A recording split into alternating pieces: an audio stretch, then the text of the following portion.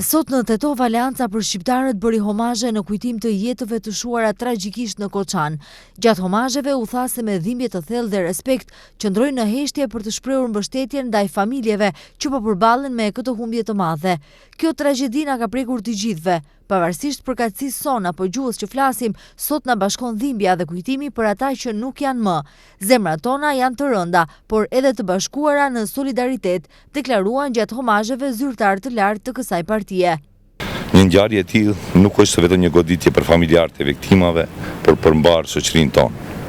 Në këtë moment dhimbje, ne qëndrojmë pranë familjarëve, të afërmëve dhe viktimave.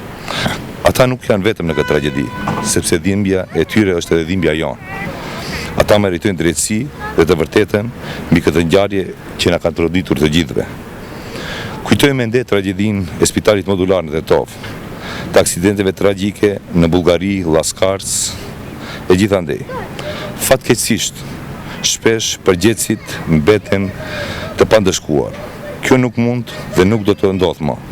Është momenti i fundit që sistemi i drejtësisë dhe gjyqësori të reflektoj, që kjo ngjarje të hetohet deri në fund, të zbardhen përgjegjësit e vërtetë dhe të ketë ndëshkim për ata që kanë dështuar të garantojnë sigurinë e qytetarëve. Në këto homazhe ishin të pranishëm zëvendës kryeministri Arben Fetai, deputetët e Aleancës për shqiptarët, si dhe funksionarë të kësaj partie.